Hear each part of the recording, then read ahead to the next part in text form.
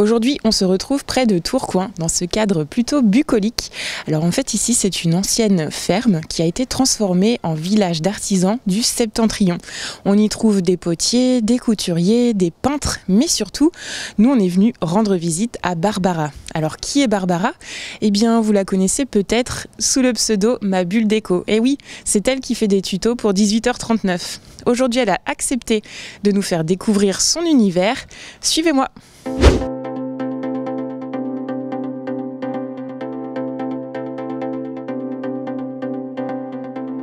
Bonjour Barbara. Bonjour Marie, bienvenue. Merci. Je vous fais visiter. Allez, c'est parti. Allez, on y va. Alors ici, on est dans mon atelier boutique où tout ce que j'ai relooké, restauré est mis en vente et montré aux clients. C'est un peu la vitrine de ton travail, c'est ça? C'est ça, exactement. C'est la vitrine de ce que je fais. Moi, je fais des chaises, des tables, des commodes, tout ce que je peux trouver sous la main. Et qui m'intéresse. Donc par exemple cette chaise western, c'est vrai que c'est quelque chose qui a été complètement revisité, remis au goût du jour. La fameuse chaise que j'avais faite pour 18h39 qui a été revisitée, donc une chaise bistrot revisitée avec un canevas de grand-mère. Ici par exemple j'ai restauré une table bistrot, mais comme le plateau était abîmé, j'ai mis une porte de vieux meubles en fait. Donc voilà, ça fait quelque chose d'assez original. Et puis on voit aussi, il y a des objets que tu chines parce que tu proposes aussi une petite brocante. Voilà, ouais, j'aime beaucoup chiner en fait, et c'est un petit peu comme la chasse au trésor pour moi, donc j'adore ça. Et donc tous les objets qui me tapent dans l'œil, je les chine et je les mets ici en vente dans la boutique.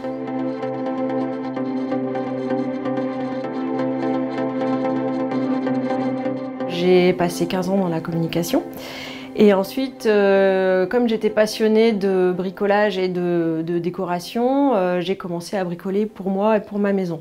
Et je me suis aperçue qu'il y avait un vrai engouement et une vraie communauté autour de ça. J'ai créé un blog en fait. Et ce blog m'a permis de converser avec des passionnés. Et c'est ce qui m'a donné l'idée ensuite de me reconvertir vraiment dans ce domaine et d'en faire mon métier.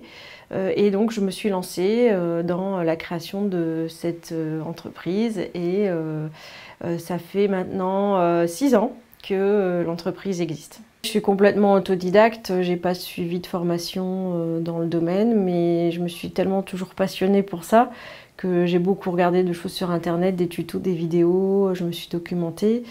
J'ai essayé, je me suis trompée, j'ai refait, c'est ça aussi, hein, quand on aime bricoler, on touche à tout, on essaye des choses et si ça marche pas, on fait d'une autre façon et on finit par acquérir ses propres trucs et astuces qu'on applique à chaque meuble, voilà.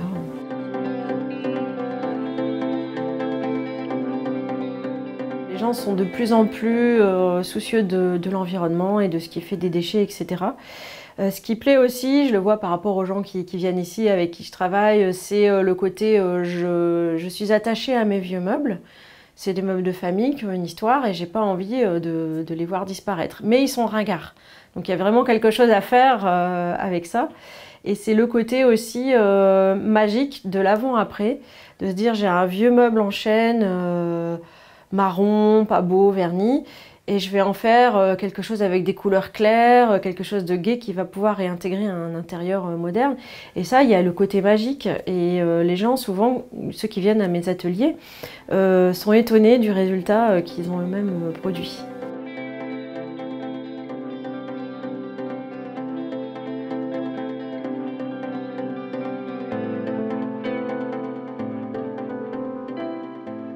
Voilà, donc là, c'est l'arrière-boutique, l'atelier. C'est l'arrière-boutique, donc c'est là où je travaille, où je reçois les gens qui viennent refaire aussi leurs petits meubles. Et ouais, c'est mon bureau en fait. Alors là, par exemple, c'est un buffet, une commode? C'est un buffet qui est entièrement en bois de marqueterie, que j'ai chiné chez Emmaüs, mais pour vraiment 3 francs 6 sous, et qui a vraiment un beau potentiel de relooking. Il a sa plaque de marbre, hein, on peut le voir ici. Voilà, il a une jolie plaque de marbre qui est à nettoyer bien sûr, hein, avec un magnifique miroir aussi qui est biseauté. Je pense que je vais déjà commencer par le nettoyer et après je verrai ce que ça donne. Je vais peut-être pas le repeindre parce que c'est vrai que c'est dommage de repeindre de la marqueterie ou peut-être quelques parties. Mais parfois, quand le meuble est beau, je le repeins pas.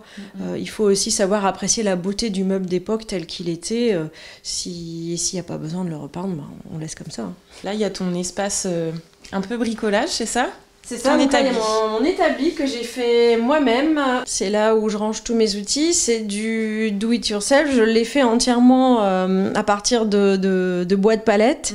Donc, c'est également du homemade. J'y range tous mes outils. C'est bien pratique.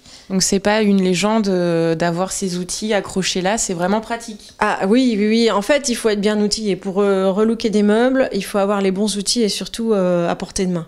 Sinon, on perd du temps. Voilà. Donc c'est super important d'avoir un bel atelier et un bel établi avec des outils en fonctionnement et bien rangés.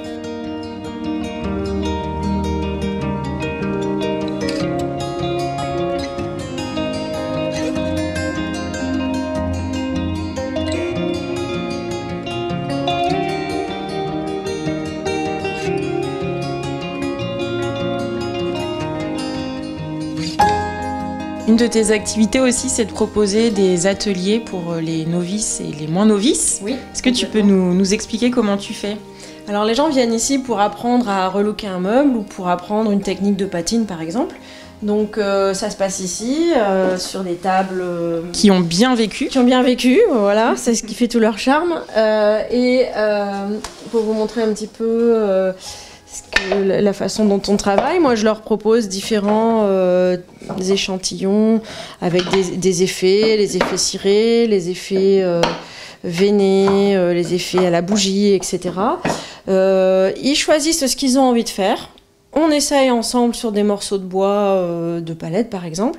Et ensuite, une fois qu'ils sont à l'aise avec la technique, ils le font sur leur objet ou sur leur meuble. Parce que c'est ça, il y a des gens qui viennent directement avec leurs meubles et l'objectif c'est qu'ils soient rénovés, restaurés, relookés. En fait, ils amènent un petit meuble qui rentre dans 1 mètre cube, on va dire, une petite commode, un chevet, une chaise. Et l'objectif c'est en 8 heures de refaire de A à Z son meuble de la façon dont ils le souhaitent. Hein. Donc c'est eux qui choisissent les couleurs, les effets. Et à la fin de la journée, en général, ils sont très contents, très fatigués mais très contents.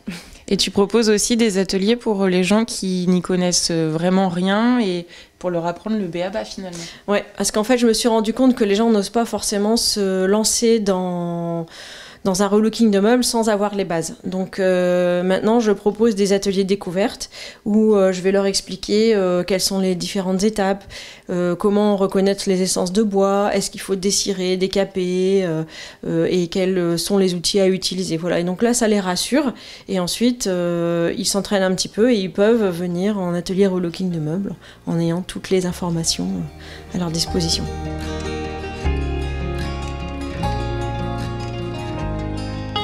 Le début de ma collaboration avec 18h39, elle date quand même du tout début où j'ai lancé mon activité. J'ai toujours aimé partager moi mon savoir-faire et je le faisais dans le cadre du blog. Et donc j'ai été contactée par les équipes de 18h39 pour faire des tutos, pour proposer en fait des idées de tutos autour du meuble, autour du détournement d'objets. Le premier que j'ai fait, je me souviens, c'était un pouf pneu. C'était le fameux pnouf. En fait, il s'agissait de récupérer un vieux pneu et de le transformer en pouf avec une planche et du tissu. Je pense que c'est le premier que j'ai fait.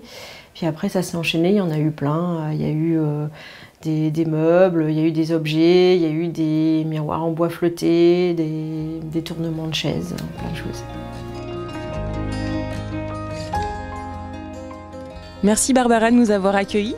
C'était avec grand plaisir, merci d'être venue. Qu'est-ce qu'on peut te souhaiter pour la suite ? Pour la suite, que ça continue exactement pareil et que je puisse encore relooker plein de petits meubles pour les clients et qu'ils soient contents.